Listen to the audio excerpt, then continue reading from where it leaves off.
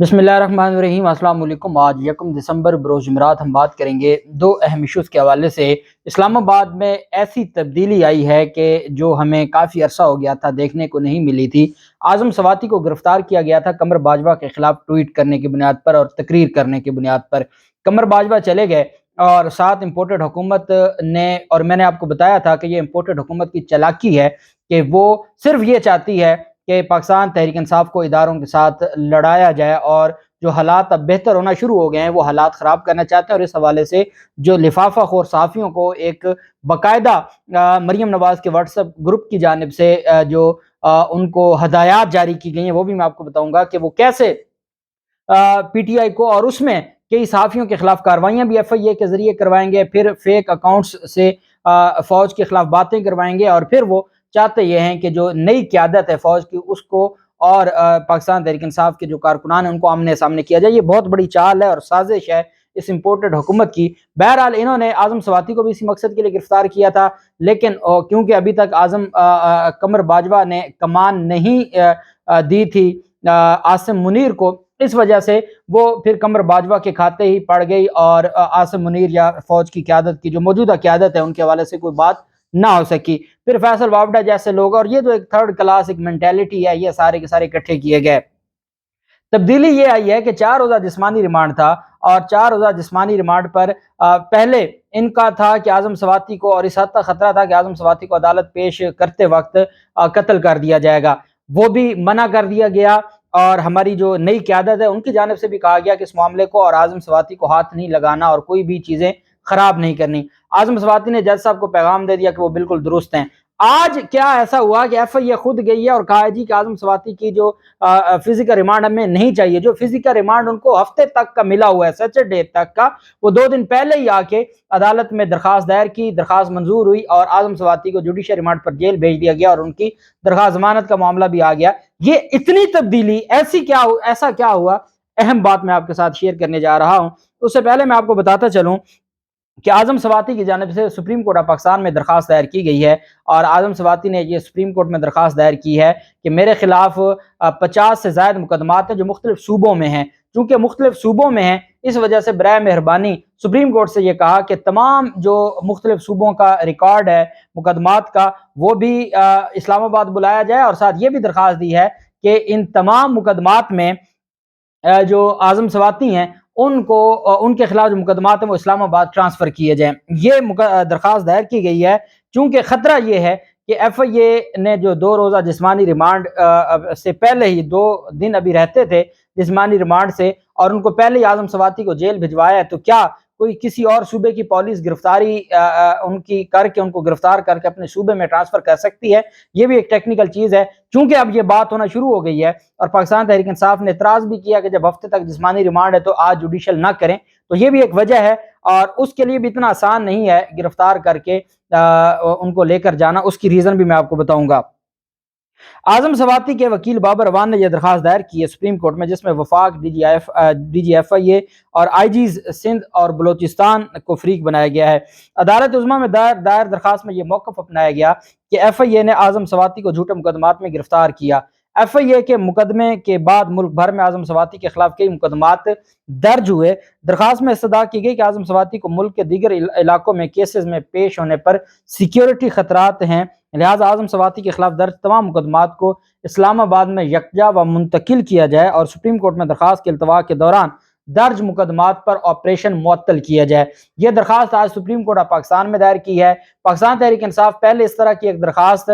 جس میں صرف ریکارڈ مانگا تھا، اسلام آباد ہائی کورٹ ٹرانسفر نہیں کر سکتی، ایک صوبے سے دوسرے صوبے میں اسلام آباد ہائی کورٹ ٹرانسفر نہیں کر سکتی، مقدمات ٹرانسفر کروانے کے لیے سپریم کورٹ ہی جانا تھا۔ اس وجہ سے سپریم کورٹ میں درخواست دائر کی ہے، جبکہ پاکستان تحریک انصاف نے جو مختلف صوبوں میں درج مقدمات کا ریکارڈ حاصل کرنے کے لیے اسلام آباد ہائی کورٹ میں درخواست دائر کی تھی، جس کے اوپر کل جمعہ کا دن سماعت ہوگی، اور کل دیکھتے ہیں کہ اس پر اسلام آباد ہائی کورٹ، کیونکہ ایڈیشنل اٹارنی جنرل کو کہا تھا کہ آئی جی سے ہدایات لیں کہ کیا سیکرٹری داخلہ سے ہدایات لیں کہ کیا تمام آئی جیز آپ کے دائرہ اختیار میں آتے ہیں یا نہیں آتے، وہ ہدایت لے کے آئیں گے اور ایڈیشنل اٹارنی جنرل، اور وہ پھر آ کے چیف جسٹس اسلام آباد ہائی کورٹ کو بتائیں گے اور وہ پھر اس معاملے کو آگے دیکھیں گے۔ تو ایسے ہی پاکستان تحریک انصاف نے بہت اچھے وقت پر یہ درخواست سپریم کورٹ آف پاکستان میں بھی دائر کر دی۔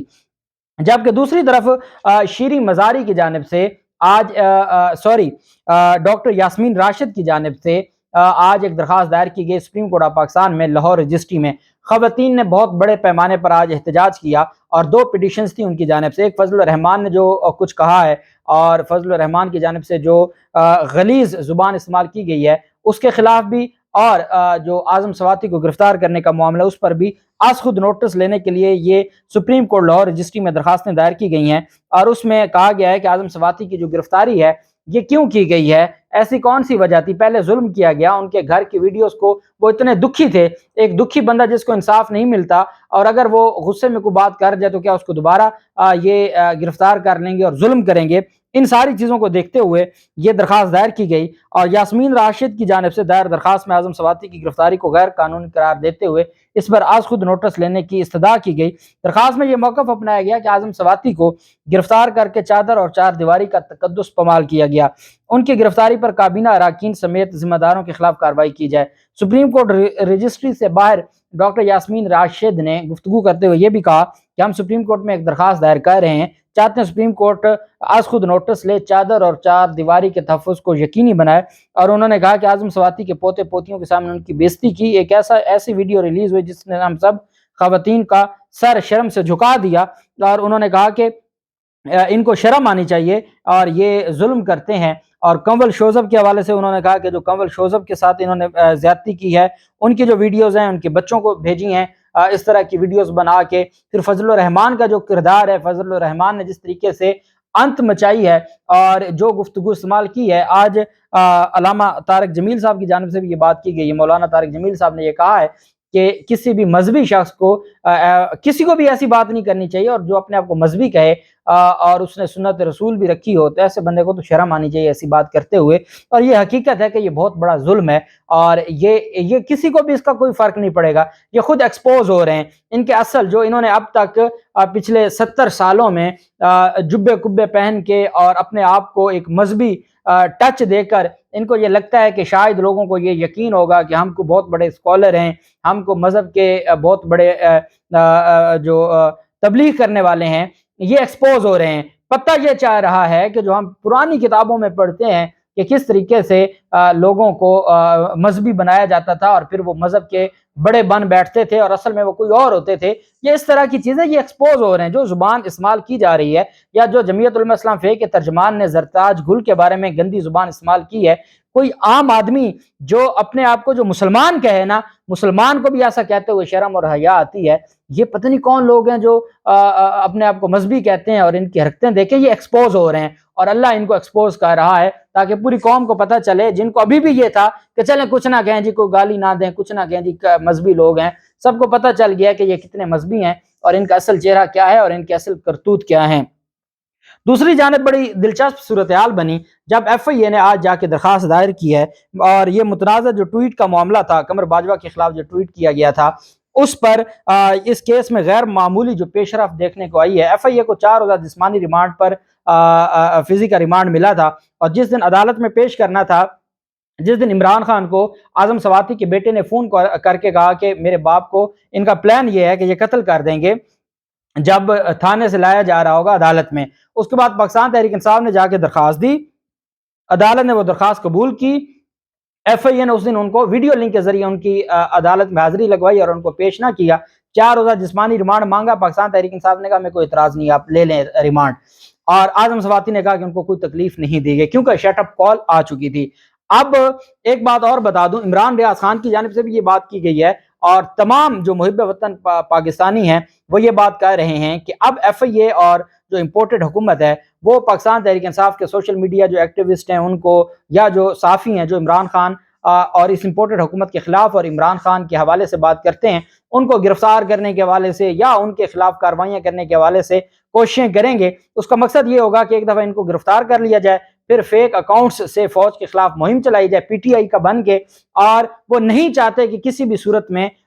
جو عاصم منیر کے ساتھ جو کوآرڈینیشن ہے ایک ریاست کے لیے اور جو عوام و ناس کی بہتری کے لیے ضروری ہے وہ ہو سکے. اور وہ چاہتے ہیں یہ جو ایک خام خواہ کا ایک معاملہ بنا جو قمر باجوہ بنا کے گئے وہ چاہتے ہیں وہ برقرار رہے. یہ بہت بڑی سازش ہے مریم نواز کی. وہ یہ چاہتے ہیں کہ لوگوں کو اکسایا جائے کہ وہ ان کے خلاف لگے رہیں. یہ ہم پاکستان تحریک انصاف کے جو دوست ہیں اور کارکنان ہیں یہ ان کی بھی ذمہ داری بنتی ہے کہ یہ جوش کا نہیں ہوش کا وقت ہے. اور دیکھیں کسی ادارے کے ساتھ لڑائی کر کے کچھ نہیں ملنا. الٹیمیٹلی نقصان ہمارے ملک کو ہے, نقصان پاکستان کو ہے جو دیکھ رہا ہے ہماری طرف. یہ ایک سازش ہے اور اس سازش کا جواب جوش سے نہیں ہوش سے دینا ہے, ساری چیزوں کو دیکھنا ہے. اور جو پھر قیادت کی جانب سے فیصلہ آتا ہے وہ بہتر جانتے ہیں اور وہ بہت ساری چیزوں کو دیکھ رہے ہوتے ہیں. اب ایف آئی اے نے یہ درخواست دائر کی تھی کہ ہمیں 4 روزہ جسمانی ریمانڈ تھا کہ ہمیں مزید ریمانڈ نہیں چاہیے اور ہم ان کو جوڈیشل ریمانڈ پر جیل بھیجنا چاہتے ہیں. عدالت نے ان کی درخواست منظور کر لی. اب پاکستان تحریک انصاف کو خطرہ تو ضرور ہے اور وہ یہ ہے کہ جی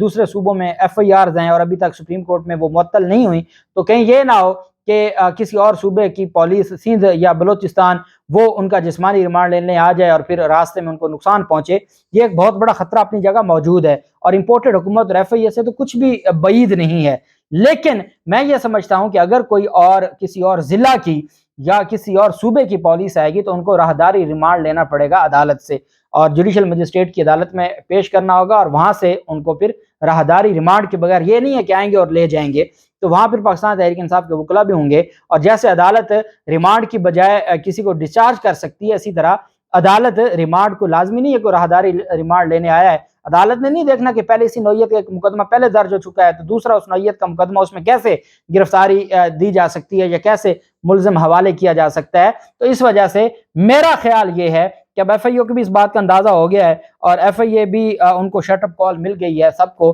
کہ اب معاملات کو خراب نہ کریں اور مزید الجھائیں نہیں. بہرحال دیکھتے ہیں اگلے چند گھنٹے بہت اہم ہیں. اعظم سواتی کے لیے ہم دعا گو ہیں. پاکستان تحریک انصاف کی جو وکلا قیادت ہے وہ آج درخواست ضمانت بھی انہوں نے دائر کر دی ہے اور انشاءاللہ بہت جلد اعظم سواتی باہر ہوں گے, اپنے انصاف کے لیے وہ جنگ لڑیں گے. اللہ پاک پاکستان کا حامی و ناصر ہو. بہت شکریہ. اللہ حافظ. پاکستان زندہ باد.